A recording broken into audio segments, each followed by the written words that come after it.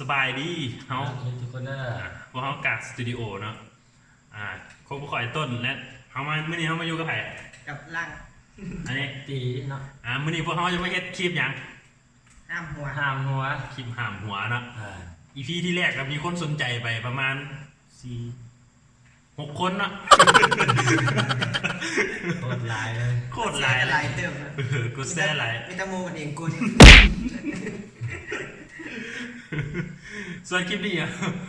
เขากลับมาเป็น EP 2แล้วก็หลาบเนาะก็หลาบแล้ว EP แรกมาคนเดียวเนาะเงายังไงพวกบางคนก็คอมเมนต์นะโอ้หน้าตาแบบมันแบบคือจังบ่เป็นตะหัวเนาะมันก็คลิปบ่เป็นตะหัวอยู่เนาะคลิปแรกเนาะเดี๋ยวมื้อนี้เขาจะพามาเบิ่งคลิปหามหัวเนาะมื้อนี้มีบทลงโทษเนาะมื้อนี้เนาะมากัน3 คนมาเบิ่งลาบ่ได้เนาะเอาต้องมีบทลงโทษมานะบทลงโทษเขาก็คือแป้งไปที่หัวก้อนมูเจอแป้งเลยเอาแต่คนหัวที่แรกเนาะคนที่อีก2 คนจะเป็นผู้ที่ได้ลงโทษคนที่หัวก่อนเนาะบอกสิเอามาลงเรือลำเดือดกันแล้วมาลองมาหูเนาะลองเบิ่งกันเอามาลงเรือลำเดือดกันแล้วหนีมาได้แล้วตอนนี้เอามาเบิ่งคลิปกันเลยเนาะมาเบิ่งเลย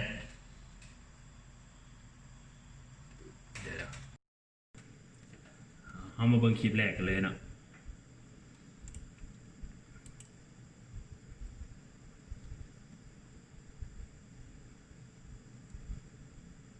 รอนานเหมือน1,000 ปี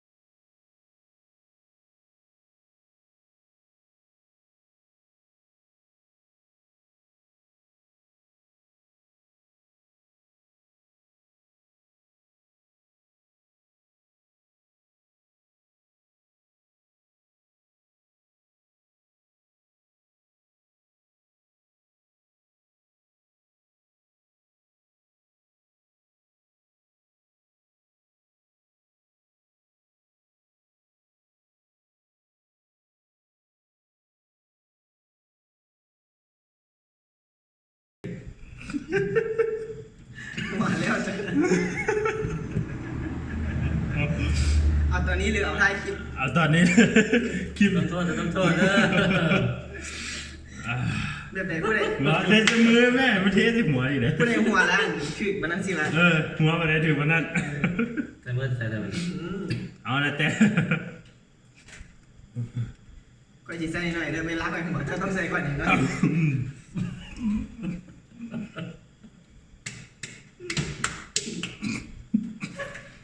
เราคือแซมบอกเคยบอกไว้ใจเจ้า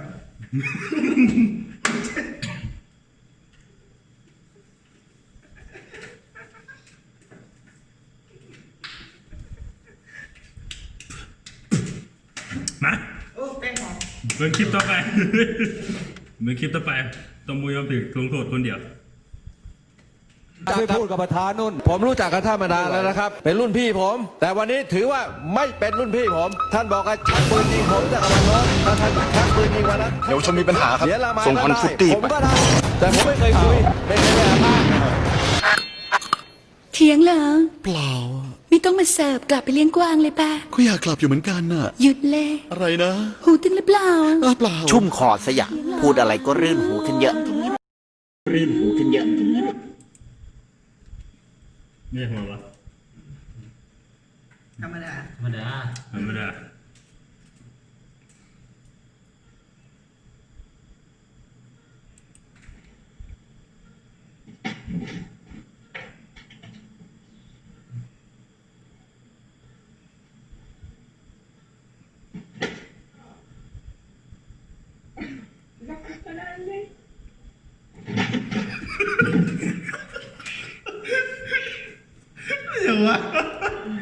เดี๋ยวต้องหัวคิดไม่เชื่อ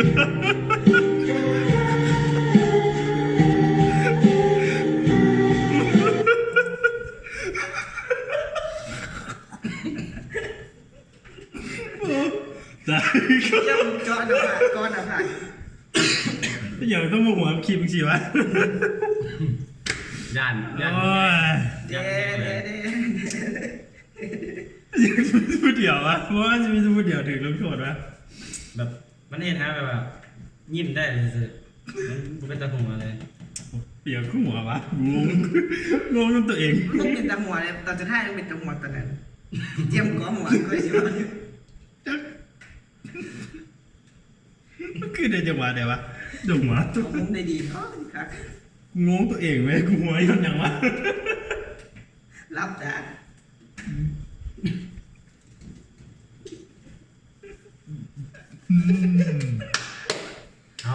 เอาคือแซมเอาคือแซม มาชิมหัวอีกตัวไป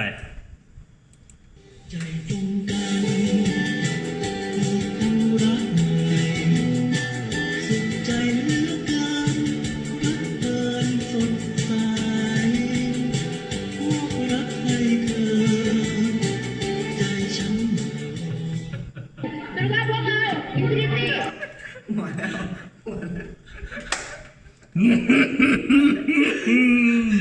ไม่เห็นแต่ก่อนยิ้มมาบุคคลทำเนียงแก้ว พลาด เอาหนามาใกล้ๆเอาหนามาใกล้ๆกล้องไอ้กล้องเห็น ค่อยอ้วนสุดเลย เต็ม โอ้โหขึ้นกล้องเลยขึ้นกล้องเลย เอ้ย เอาสักขาวเสียว เอ้ยมีโหมดไหมเหรอกล้องเลยหน้าขาวดีเว้ย บนหน้าเนี้ยนะแต่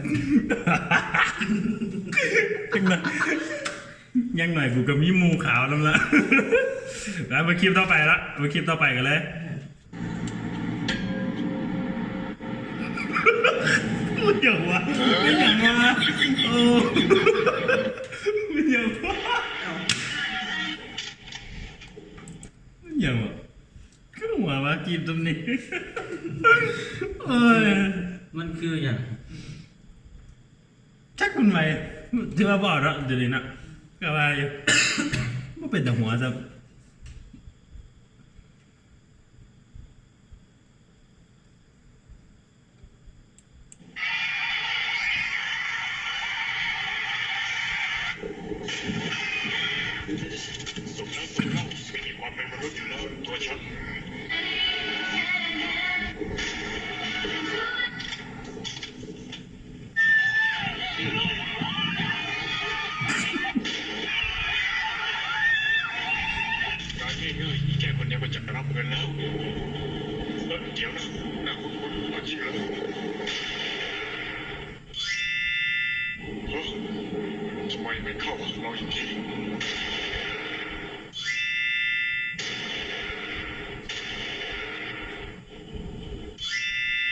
ชิบหายแล้วทำไมยิงไม่เข้าวะแค่คนเดียวมันจะรับเงินอยู่แล้ว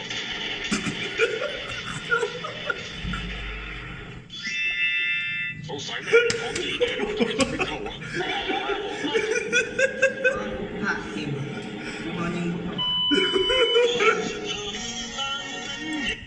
อย่าวัด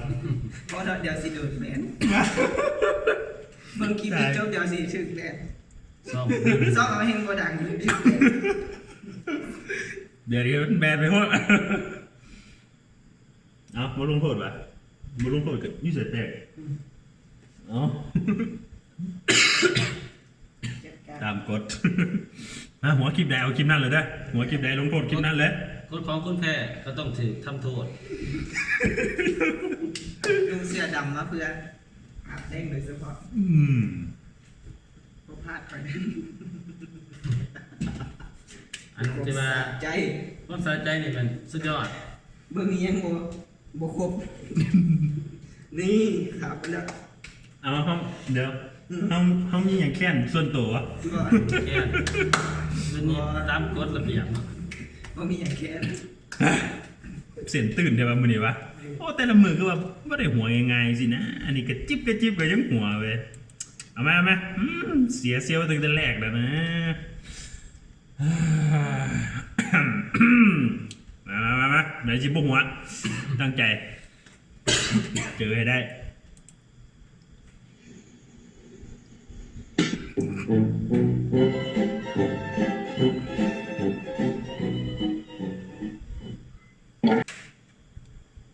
บเป็นการแบบว่าบุหายสูบยาในทีที่บุคคลสูบ ก็ดีก็ได้ยิ้มหน่อยนึงนะได้ยิ้มหน่อยนึงยิ้มปากไงได้ยิ้มปากหน่อยนึง มาคลิปต่อไปแล้ว เอามาเทียบเอาน้ำหน่อยครับ เอาน้ำน้ำเปล่าหรือน้ำซีกเอาน้ำเปล่าดีกว่า น้ำเปล่าครับเอาขวดพลาสติกหรือขวดแก้ว ขวดพลาสติกดีกว่า ขวดพลาสติก500 ซีซีหรือ1,000 ซีซีหิวด้วยเอา1,000 ซีซี เอา1,000 ซีซีแบบโรงงานผลิตหรือบ้านผลิต เอาโรงงานผลิตดีกว่าครับเอาภาคตะวันออกหรือภาคกลางเอางี้ผมไม่เอาดีกว่าผมกลับบ้านดีกว่า บ้านพี่หรือบ้านญาติบ้านพี่เองเนี่ยปลูกเป็นไม้หรือปลูกเป็นปูน ปลูกเป็นปูนเฮ้ยปูนตาช้างหรือว่าตาเสือกูไม่กลับแล้วกูไปตายดีกว่าตายด้วยมีดหรือตายด้วยปืนพี่กูตายด้วยปืนตายคนเดียวตายหลายคนครับโอ้หลายคนเลยหลายคนตายใครบ้างพี่ตายกับพ่อมึงอะไอ้เหี้ยถามอะไรเยอะแยะขนาดนั้นถามว่าลงไหนวะเราก็ถามดีเราก็อยากรู้รายละเอียดก็จะได้ถาม บริยังเกิดขึ้น คนเป็นห่วงแต่ว่าจังซี่ สุดยอดหลักการ คลิปต่อไปแล้วพอได้กระตุ้นหน้าท้องหน่อยนึงละ มาคลิปต่อไปเลย วิธีแก้ไขหน่อยนะครับเวลาผมเปิดประตูมามันจะมีเสียงแบบไม่เหมือนชาวบ้านนะครับผมฟังนะครับไปไหนเนี่ยครับจะเป็นแบบนี้ครับ กลัวแล้ว เมียห้ามถือกระซีวิตถึงกันเลยหัวถือกระซีวิตถึงกันเลยหัวจะบอกเลย ว่าเราต้องมาแบบจริงละขนาดหัวแล้วจะทัวร์จะมาได้หัวก็ มันจะคิดเองเขามันเด้เขาหัวเลยหัวนั้นหัวเลย ก็ว่า ไม่ต้องงอถึงว่ายี่ห้อดีทางเลย การคอ ในคอ หัวแล้วหัวรุด โอ้เนาะกาแฟเลยโทรเสียหัวเลยเอาเท่าเลย คือซีเมนต์กูแค่หน้าเปิดตัวแล้วดิเอาผ่านสีมาโหดิต้นไม้ขอเลขสั้นๆเลยท่านนี่ เลขเลยนี่ ไอ้อย่างว่ามันนี่ สารเจ้าพ่อ ต้มหัวเป็นต้มหัวอย่างว่าคืนวะ นี่ไปกินจะเมา นะ มาต่อครับ เหมือนคลิปต่อไป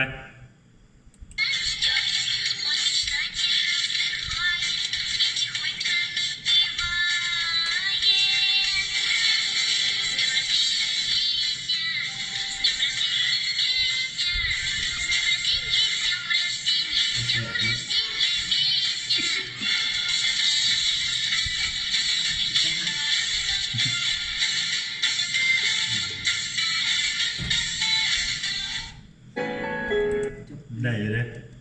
ว่า ได้อยู่ได้กี่เดือนแล้ว มาผู้เดียวเลย พอมันยังมัน แต่ว่ามันยังว่าหมดเลยนะยังบ่แบบปังปานใด มาคลิปต่อไปนะเมื่อกี้ต่อไป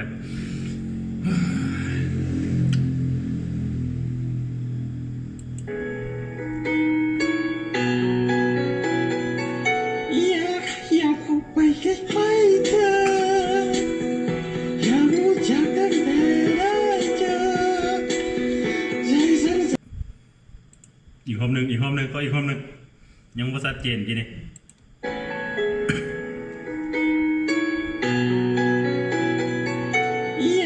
อยากเข้าไปใกล้ๆเธออยากรู้จักตั้งแต่ได้เจอใจสั่น แบบว่าเสียงดี น่าจะเอามาปั้นเป็นนักร้อง ก็ว่าอยู่ สตูดิโอเขานะ สำหรับใครที่เบิ่งกะอยากได้นักห้องไปจับวงกะสามารถติดต่อเราได้นะเสียงสุดยอด ลาย เมื่อคลิปต่อไปเราเมื่อคลิปต่อไปบ่ไหลใหญ่ห้างเนาะ สิห้องจะบ่ติ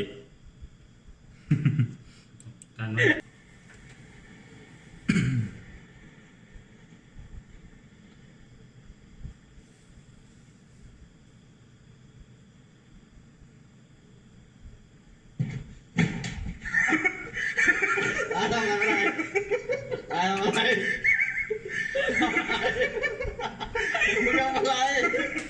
ทำอะไรบอกเลย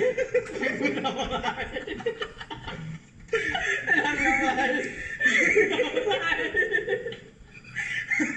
จ้ามึงทำอะไรมึงทำอะไรยี่มึงขอโทษตกใจครับ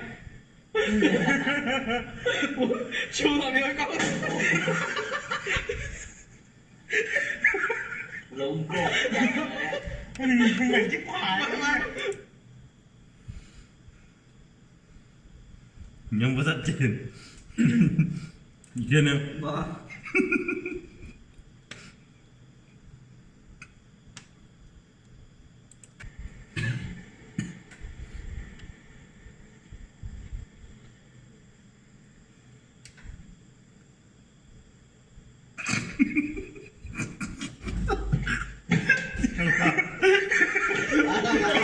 มาถึงตม ม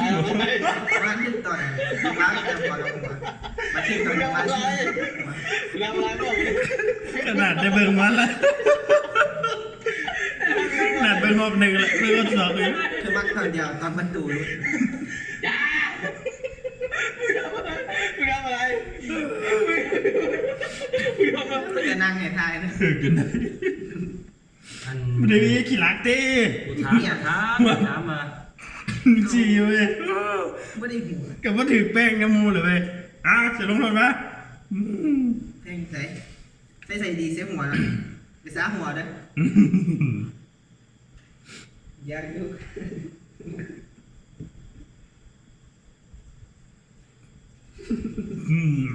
เอามีเอฟเฟกต์อีก กับมือ มีเอฟเฟกต์อีกเว้ยมันคลิปต่อไปนะโอ้หัวบัดทุกคลิปซะบ้างสาวฝ่ายคลิปเดี๋ยวกูยัดถือสาวฝ่ายเดือนอะไรเนี่ย จะหัวของทางคลิปนี้เลยกลายเป็นหัวเว้ย เขาต่อจากคลิปไหมครับคลิปนี้5คลิปนี้ห้ามไม่ได้เห็นคลิปนี้ครับ คลิปต่อไป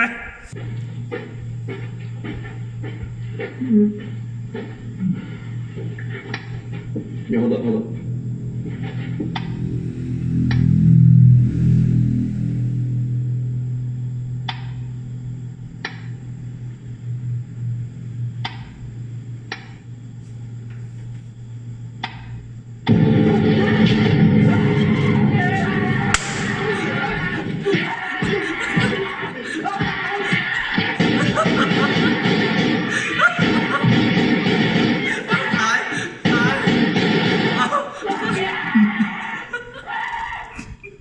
จะหัวพอเราตกใจกี่ คือว่าจะมีแต่กูถือกูเดียว ตื่นผีไปตกใจเจ้าเราหัวเกือบเรียนกี่ซาหัวเขา นี่แหละสิอาบน้ำอยู่ มึงสภาพ พลาดอะไรไปวะ เหลือลังเลยนะบ่ได้มีกระมวย แบบคล้ายๆคือเฟซแอปเลย ไม่ได้แดกกูหรอก คล้ายๆคือเฟซแอป สิบ่มีจะคลิปอยู่บ้านในสาวฝ่ายคลิปดิ กู เถ เกี่ย อะ วเฟซแอปนั่นเลย โอ้มีเอฟเฟกต์ วันแบบอยู่ เดี๋ยวหนาวข่าวก็หนาแหล่เนี่ยนะหนาแหล่เนี่ยเดี๋ยวว่าหนาวข่าวกว่าอีสานได้แต่เบิ่งได้เท่าหนาข่าวกว่าแต่เบิ่งมันคลิปต่อไปมันคลิปต่อ ไม่ได้แดกผมหรอก เบิดคืนมาดิกูอาบแป้งแค่น้ำแล้วไม่ต้องอาบหรอกน้ำนี่นี่แม่เนาะ จริงจัง บ้าบัดทางกี่ตัวบ้าบัดให้กูถ่าสแตกกี่ปี5 ปีนั้นมีอย่างดีขึ้นบ่มีแต่ย่ำแย่เนาะมึงอยู่ตำแหน่งนี่มึงเคยเฮ็ดอย่างดีขึ้นบ่ไม่ยังกระตุกอัพไปเบิดลูกพญาทางกี่ตัวเอ้ยโกงคัดโกงแดกโกงกูนี่โกงกินมึงแซ่บมึงนัวอะไรเก๋มันแซ่บคือแก้วเนี่ยแก้วลาบอยู่ติเพราะฉะนั้นถ้ากินบ่ดีขายหีจะขายบ่ได้ขนาดขายหีแล้วนี่มึงก็ยังไงกูขายบ่ได้อยู่อย่าขายบ้าขึ้นก็มาขอแต่เวลาขอแล้วมันได้อย่างกูสั่งกูมาบัดไปตัวขายหีตรงนี้ไผ่เอาห่วยผักซีลาวกูมาความป้อมทอดไข่แซ่บกูจะมาแต่กูมาบัดผักอีตัว แบบว่า ยันจนแดน เขา รู้ ทั้ง สึกรู้สึกว่าพลาดจริง เขาทั้งกฎหมายแล้วกูตายกูเริ่มหนาวนิด อย่ามาคอมเมนต์ด่ากันเด้อ บ่ได้เป็นคนตั้งใจเปิดเด้คลิปมันเรียกร้องมานะ ถือ ตายเขาก็ถือแต่2 คนบอก ๆเขาพลาด หลุดคลิปมาใหม่เอาคลิป เขา นี้ พลาดก็คือเขาถือถ้าเขาพลาดแต่เขาบ่ถือ เด็กตายเสียงคือมีแต่เขา2 คนบอกมันโมแฟร์ใครมีคลิปดีๆใครที่มีคลิปแบบหัวคักเนี่ยเอามาจัดการคนนี้นะบ่ถึงน้ำมู ถือว่าเป็นเดอะวินเนอร์ เบิ่งเฮา วินเดอร์มานี่ ตบมือให้เพิ่น